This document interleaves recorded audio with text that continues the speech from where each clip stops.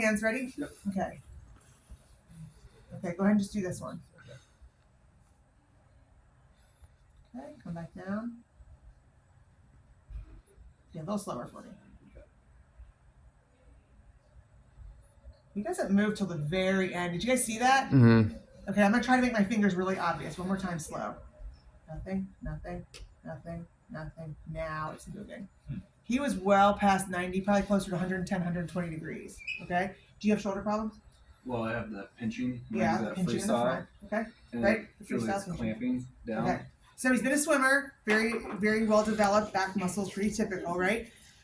When he is the backstroke that you have the pain on, right? No, front. Yeah. Freestyle. So when I go like this movement, it pinches all in here, and it's like I only can probably do 200 yards. So he's getting some anterior impingement. But let's take a look at the other side.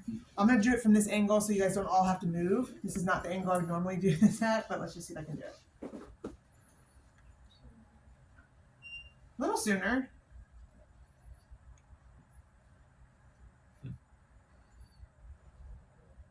A little sooner, but not a lot still. Okay? So what we're seeing there again here is a delayed upward rotation. So let's just think about it for a minute. What could be causing this to not upwardly rotate as much or when we want it to? Lat tightness. Could be lat tightness, kind of holding everything down and back, right? Because we're saying it's staying downwardly rotated longer. Ultimately, it does upwardly rotate, maybe not quite as much as we want. So I don't know if tightness will be the main problem. Tightness would be the problem if we don't see it upwardly rotate at all.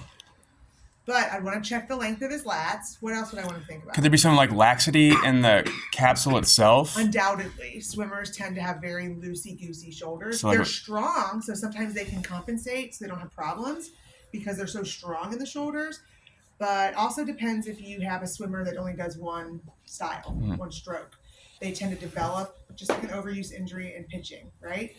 Did you do, what was your event? All the freestyle events. Okay, so you did a lot of the forward. In distance. Okay, any backstrokes or things like that? No. So odds are he was very overdeveloped in the front. And yes, the lats were great. They're always great.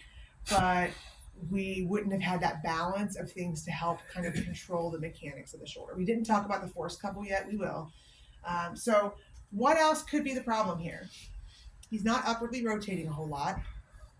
Would it be like the serratus weakness? Yeah, I want to test the strength of his serratus. Now, I'm not going to do all that here because you guys are going to do that in your groups. But then you can report back. For anybody we look at, we can report back and say, what did you find? What would that look like? I know he has an imbalance in this shoulder. That's why he's pinching. What I'm not positive of yet, I can take a pretty good guess, that his low trap, not so hot. We'll see when we get there. His lateral rotators are probably weaker than his medial rotators. So he's getting an imbalance. He's getting way too much forward shifting, and it's causing pinching and compression. And then the final one that I wouldn't expect you to go to just yet is still the mechanics. His mechanics are just off. So can we train what's going on? The other thing I would want to do is check his scapular mobility. I'll show you now. We're going to do this multiple times.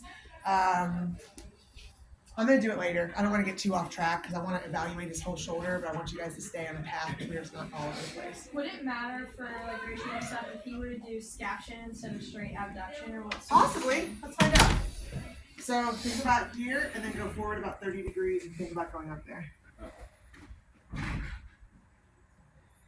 So I'm still getting almost 120 degrees, but it's a good idea to check because sometimes you'll see they're okay in flexion, but abduction's awful or vice versa.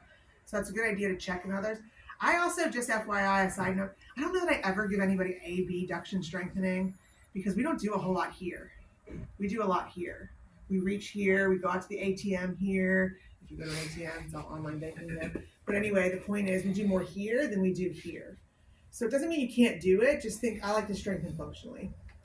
All right, so the reason I mentioned that is that I'm going to show you guys how to do scapular modes, and we'll pull Andrew back up when it's time to do that, just so I don't get off on too many tangents here, which I'm a little notorious for. And if his scapula is not moving very well and it's a little stuck, that could be serratus, that could be lats, that could be teres major, that could be any number of things causing that, but we can get in there and mobilize the scapula. It's kind of cool. You get in there and you dig your fingers under the medial border and you just pull it away from the rib cage. It doesn't usually hurt. It's a tugging feeling. Shouldn't hurt. We don't do it if it hurts. The part that can be a little uncomfortable is digging your fingers in underneath. Another reason why fingernails need to be trimmed. So those of you that have super long fake nails probably need to go ahead and think about getting